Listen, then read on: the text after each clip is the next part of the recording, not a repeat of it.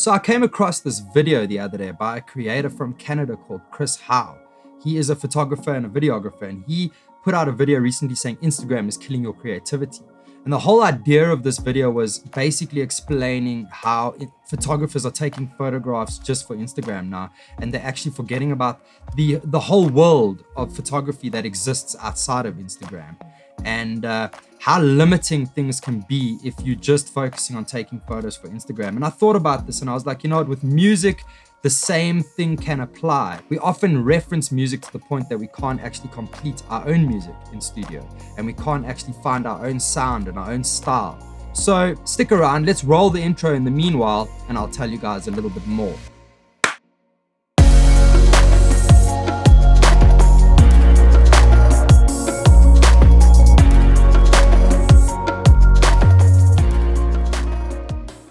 So as much as referencing in a recording studio is a good thing, it can also be a really, really, really bad thing.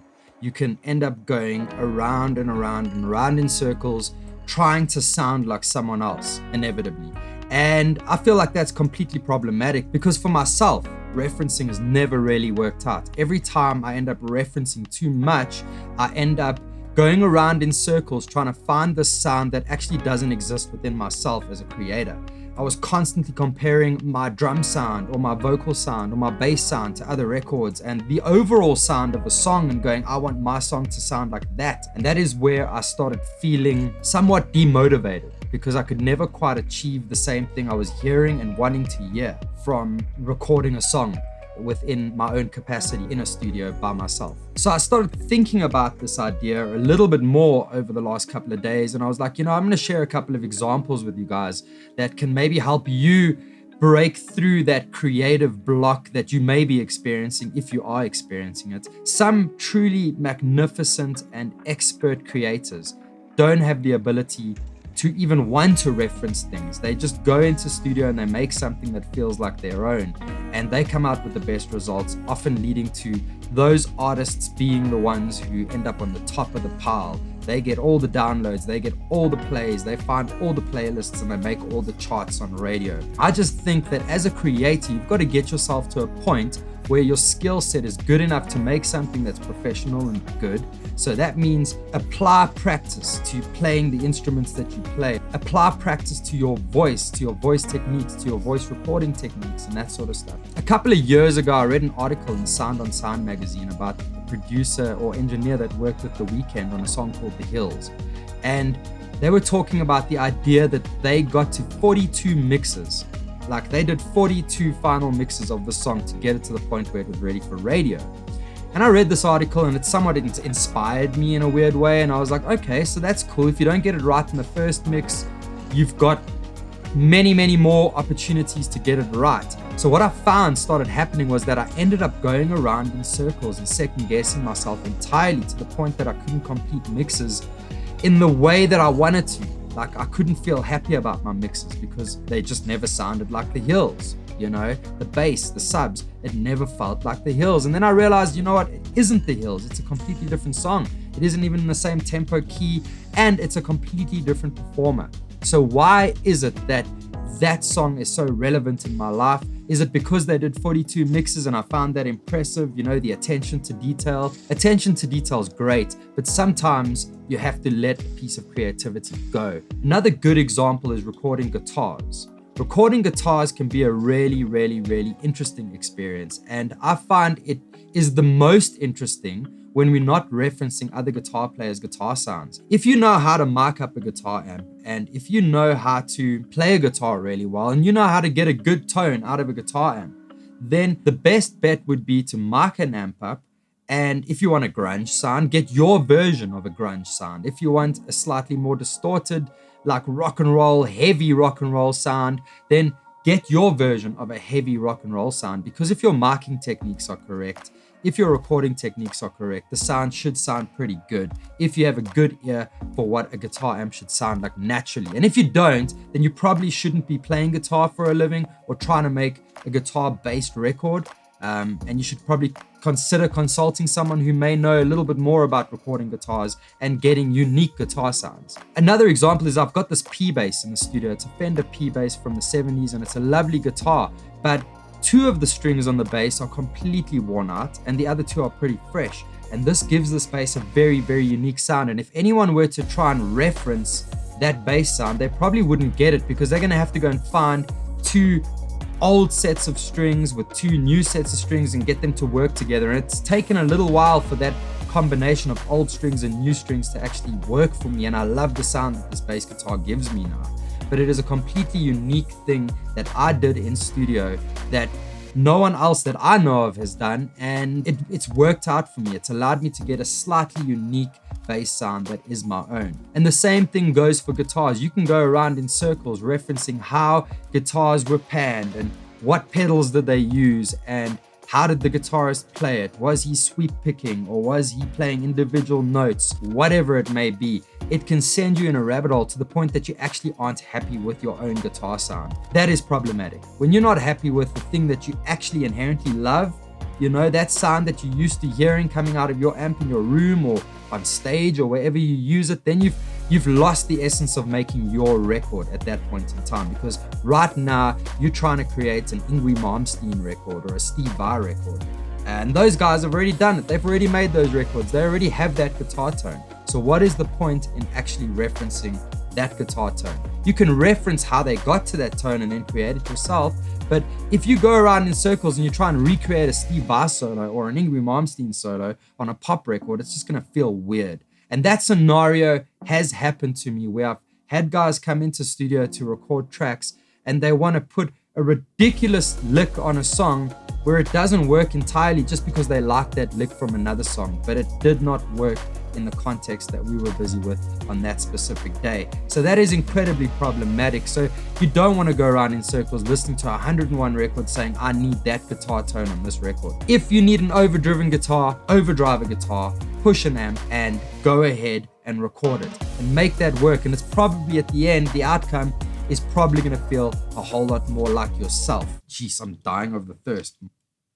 I feel like these talking head videos are hectic because you're just sitting in front of a camera talking. Cheers. Proudly endorsed by water. Anyway, let's get back into the video. Let's look at vocals for an example. Guys come into studio, they play a song and they say, I want this vocal sound on this chorus. Now, already right there, they've set an expectation for themselves. They want that vocal sound that they've heard 100 times on that Spotify song or this artist's track. And let me tell you, you're probably not going to get that vocal sound. Number one, every singer sounds different. Every singer has a different voice. Every singer's delivery is different. Sometimes singers resemble each other, but ultimately they are different. They are different singers. So if you are one singer, how can you, with a unique voice, get another singer's result? So it's an obscure sort of approach to recording vocals. Now, you get various kinds of vocal layering techniques that work, you know, putting a hard right and a hard left, double and triple, and that sort of stuff. Like we have spoken about in videos before, those are just recording techniques to achieve the ultimate outcome of what you may be looking for within that song. Do you want a fat vocal sound? Yes, then layer it, you know, or sidechain compress it or something. But if you try and mimic another record's vocal sound, you're just never going to get there, ultimately leading to you second guessing yourself, your production, and your delivery. You are an individual artist with your own unique sound, and that is the thing that is going to sell your music at the end of the day. Replicating someone else is not going to sell your music because that someone else already exists and they're already selling their music. So why would people want to buy into someone else? There is only one Michael Jackson. So from a vocal perspective, you have to embrace the fact that you are an individual, you have a unique voice, your own voice, and that is the thing that is going to sell you. So find the best way to harness your best performance, your best sound. And if you have a good, competent engineer and producer, or if you're producing yourself, you will know, or the engineer or the producer will know how to achieve that result based on the sound that's coming out of your voice through the microphone that you are using. Now remember, another thing with vocals is that there is 101 vocal techniques and microphones and cables and preamps that dictate the sound of a vocal. So unless you are going through that exact chain, that exact microphone, with that exact engineer and that exact producer's headspace and mind, you're not going to get to that result. So it's best you just focus on delivering your own result, which is going to give you the ultimate outcome. at the end of the day. If you have a look at sample libraries are great things and handy tools to use. If you think of video creators and photographers that are starting YouTube channels that don't have recording studios or aren't even musicians that can create songs or titles or underscores for their videos, they go to Epidemic Sounds and they basically get what they need from Epidemic Sounds by paying a monthly subscription. So in that scenario, it really works. If you take a company like Splice, for instance, yes, there's really, really handy things. You can get a great bass sound. You can get a cool digital snare sound that you can build a beat on. But the problem comes in when you start downloading full beats from Splice. You now have just downloaded a free piece of audio to make something original. But there's 101 other creators out there that are using that same groove that you have just downloaded for their song, and they are also trying to create something original around that. Now, not to say that the groove is everything in a song, but if your groove feels the same in one song and you use that same groove in another song and you just change a few chords and keys and things around here, it's going to feel very, very similar. The tempo will be the same. The sound of the beat will be the same. Now, I know that in the world of sampling is a little bit different, where with sampling, you actually alter sounds quite a bit and you chop things up, and there's a whole creative process behind that the world of hip hop has created, using machines like the 808s and that sort of stuff, building beats and chopping up things to create cool and interesting sound effects. That's a different thing entirely. But if you are downloading full chord progressions from Splice and then downloading bass parts from Splice that can accompany that chord progression, you're actually applying no creativity to your art at all. If you are someone who's trying to produce but you can't play an instrument or don't understand what chords are or what music theory really is, then you probably shouldn't be producing, or you should take a step back, go and learn a little bit about music and get producing.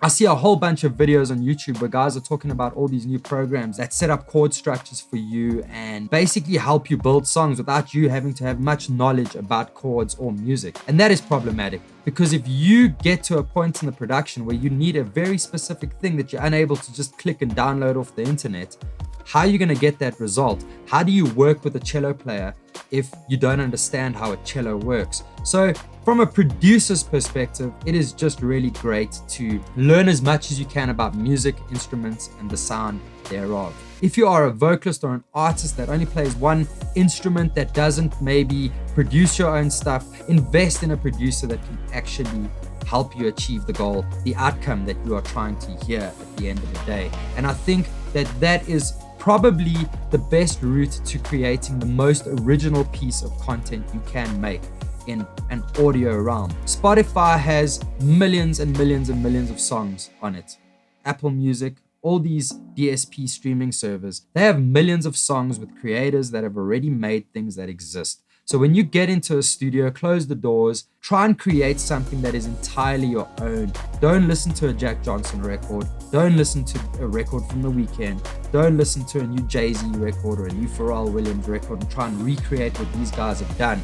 They are the masters of that thing and they have already done it. And if you try and copy it, it's basically not going to get you anywhere. Referencing other artists could completely kill that creative spark that exists in you, that only comes out when you perform your art. Now, it's not to say that referencing is a bad thing all the time. Referencing is a very good thing when you're trying to achieve a global standard final mix result. The outcome, does your song sound as good as another song on Spotify that you enjoy listening to? Are your lows matching your highs? And is the overall master sound of the record what you are looking for? Just to make sure that you have a product that stands up against the rest. And if you press play and your song or piece of production feels inferior to another piece of production from a sonic perspective, that is where referencing can help you get to the end result. Just to make it feel and sound like it is in the same space as everything else that is out there, because there is a mixing standard. But that's where good mix engineers come in and guys who know when to wear the right hat at the right time. A mix engineer's job is to make the record sound good. And I find the biggest problem with creators at this point in time, and I'm almost finished with this rant for this week, so give me like 1 more minute or so. The biggest problem is that people don't really have the mixing expertise to complete a world-class product.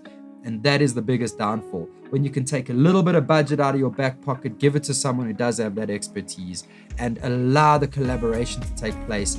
That way you will get to your final result, and it'll sound good, it'll sound world class, provided that you have put in the hours, the practice, the learning, the ability to be an artist. If you want to sell 20,000 seats in a stadium, you need to give those people something worth selling 20,000 seats. You need to be good at what you do. There isn't a quick fix to music. There really isn't. There isn't a quick fix to any version of creativity. In the video world, things like story blocks and epidemic sounds help creators get to their ultimate result. But as soon as you start seeing something that looks like a story blocks video and you're trying to make it like completely unique to you, it's not going to be that at all. Allow yourself to be creative. Allow what is happening inside your heart and soul, because music is heart and soul, and your mind. What is going on in your mind, and what do you want to hear? Work within yourself and the team that you have acquired around you to get to that result. And I think you will get there quicker without comparing yourself to the millions of other artists, both successful and unsuccessful, that are out there in the market, busy trying to make a living out of this thing we call music. The competition has never been tougher, so your best bet is to resort to being unique within what you do and create. Well, there we have it, folks. That's another rant for this week. From next week, we'll get back into some DAW work, but thank you so much for sticking around and for watching this video so far. So head on over to our channel, subscribe to the channel if you haven't done that already. Please give this video a like or a thumbs up or a thumbs down, depending on how you sort of feel it went. You know, I would appreciate a thumbs up. It helps the algorithm. And as always, please engage in the comment section below. I'm very active with the comments. I like to talk. As you can see, I make these ranting videos where I sit in front of a camera for 8 minutes and just go on a tangent. So I like to talk, so get in touch with us. And if you want to find out more about how you can work with the HitLab Studio, I've opened up a whole thing on my website called Virtual Mixing, so you can head on over there. If you want me to mix your song, please head on over there, check out the virtual mixing side of things, and we can link that way, and I can collaborate with you from anywhere in the world. It is easy as that. Just www.thehitlab.co.za and click on the virtual mixing tab, and everything will be explained for you there. And I would love to mix your music, so send me some stuff, guys. Well, until next time, folks, have yourselves a lovely week. Drink your water. I'm drinking a hell of a lot of water, and it's really cool. I'm feeling refreshed. But that is weird, and I'm going to end this video right now. So thanks for sticking around, guys. I'll see you next week. Peace.